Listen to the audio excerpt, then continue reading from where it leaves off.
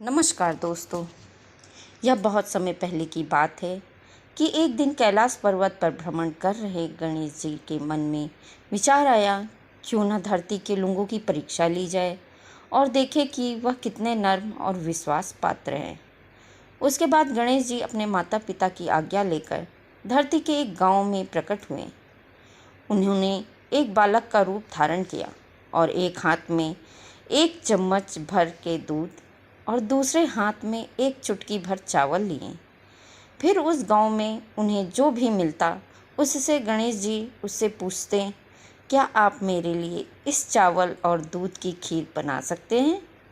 उनके हाथ में पकड़े हुए चावल और दूध देखकर हर कोई हंसता और कहता, इतने से दूध और चावल से खीर नहीं बनती बेटा। कई लोगों ने तो उनका मजाक भी उड़ाया। इस तरह गणेश भगवान गांव के लोगों से पूछते पूछते एक कुटिया के नज़दीक पहुँचे। उस कुटिया के बाहर एक बूढ़ी माई बैठी थी। बालक गणेश भगवान ने उस बूढ़ी माई से पूछा, माई, क्या आप मेरे लिए इस चावल और दूध की खीर बना दे सकती हैं? माई ने उस बालक पर दया आ गई। वह बोली, बेटा, मैं तेरे लिए खीर जरूर बना दूंगी। इतना कहकर वह घर के अंदर गई और 2 छोटी कटोरियां लेकर वापस आई।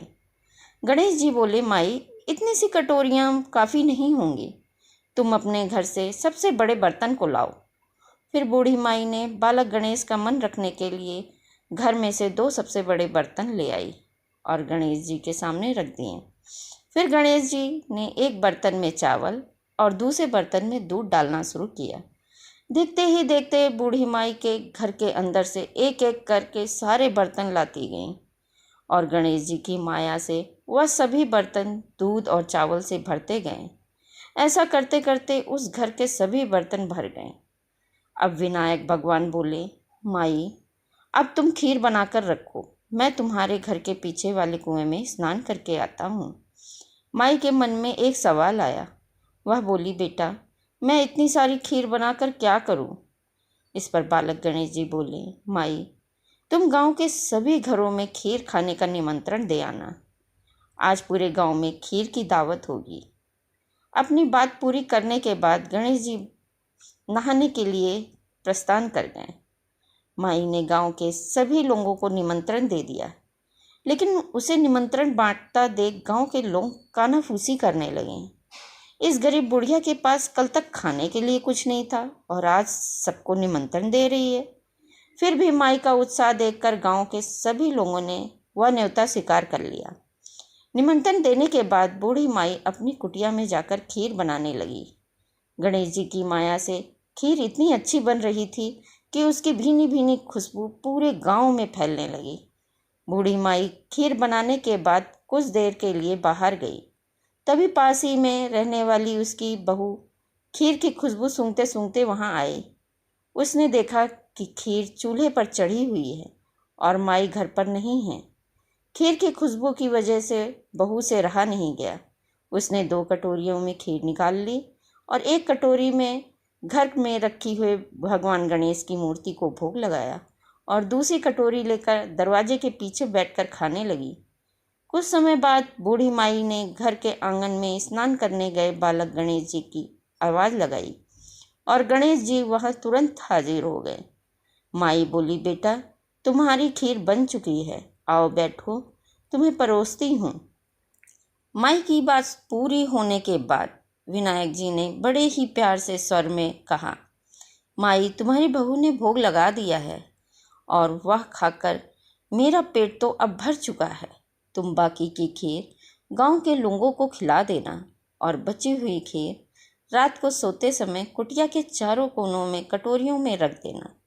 इतना कहकर बालक गणेश वहां से चले गए। फिर गांव के लोगों ने एक एक करके वहां आए और खीर खाई। शाम होते होते सभी ने पेट भर कर खीर खाई। फिर भी एक बड़ा सा पतीला भर के खीर बच गई। वही खीर माई ने बालक गणेश के कहने के अनुसार रात को सोते समय कटोरियों में भरकर कुटिया के चारों कोने में रख दी। उसी रात को बूढ़ी माई के सपने में आकर उसी बालक ने गणेश भगवान के रूप में दर्शन दिए।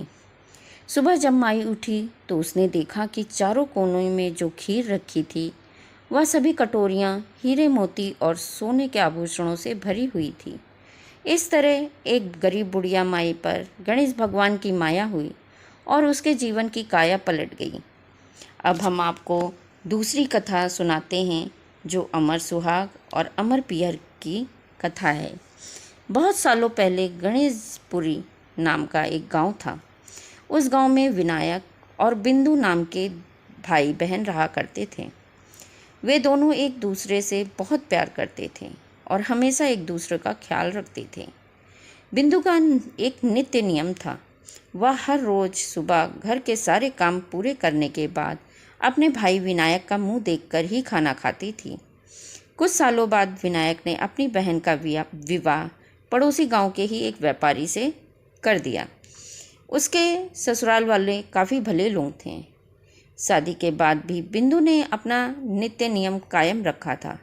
वह हर सुबह ससुराल के घर का काम जल्दी जल्दी ख़त्म करके अपने मायके भाई का मुंह देखने जाती थी। ससुराल मायके तक बिंदु जिस रास्ते से जाती थी वह रास्ता खेतों से होकर गुजरता था।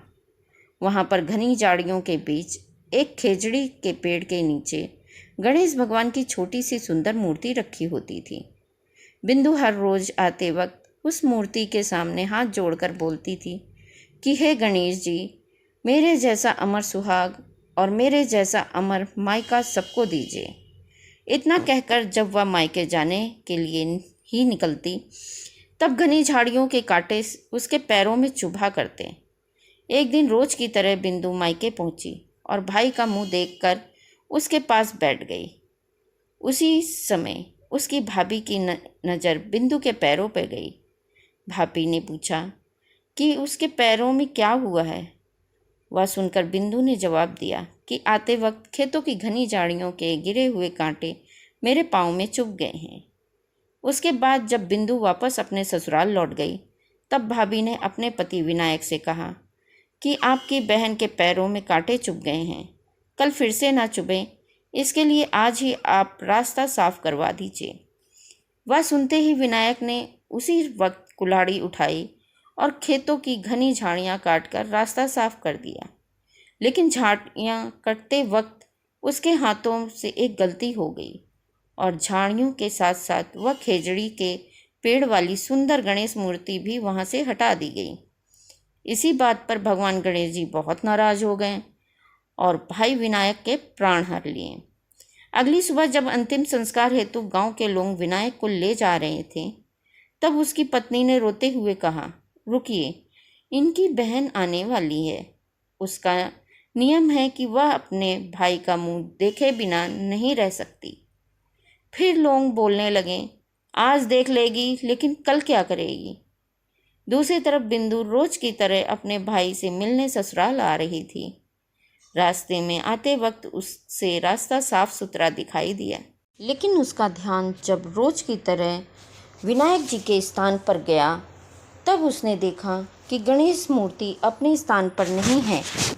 फिर उसने तुरंत ही उस मूर्ति को ढूंढकर उसके नियमित स्थान पर स्थापित कर दिया और हाथ जोड़कर बोली, हे गणेश भगवान, मेरे जैसा अमर सुहाग और मेरे जैसा अमर मायका सबको दीजिए।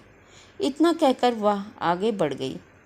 अपने भक्त की बात सुनकर गणेश भगवान सोचने लगे, अगर मैंने इसका कहना नहीं सुना तो मुझे कौन मानेगा, कौन पूजेगा मुझे।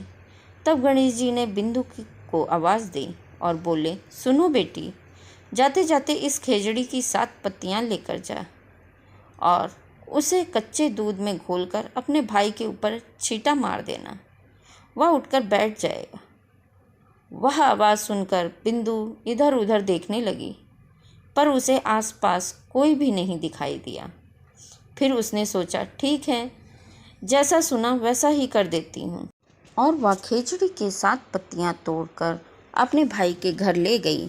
मायके पहुँचते ही उसने देखा कि भाई के घर गांव के लोग इकट्ठा हुए हैं। भाभी जी रो रही हैं और सामने भाई का शव रखा है। फिर बिंदु ने तुरंत ही सुनी हुई उस आवाज़ के हिसाब से खेजड़ी की 7 पत्तियां कच्चे दूध में घोलकर भाई के ऊपर छिड़क दिए। उसके बाद चमत्कार हुआ। गणेश भगवान की कृपा से बिंदु का भाई विनायक उठ बैठा। भाई के उठते ही वह अपनी बहन से बोला, मुझे बहुत गहरी नींद आ गई थी। वह सुनकर बिंदु बोली, इस तरह की नींद किसी दुश्मन के नसीब में भी ना हो। बाद में उसने अपने भाई को पूरी कहानी बताई। तब भाई विनायक ने भगवान गणेश जी से क्षमा मांग ली। तो यह थी मान्यता अनुसार गणेश जी की कथा। हे गणेश भगवान, इस कहानी को पढ़ने वाले और सुनने वाले को हमेशा खुश रखना। कहानी अधूरी हो तो इसे पूरी करना, और हमसे कोई गलती हो गई हो तो क्षमा कर देना।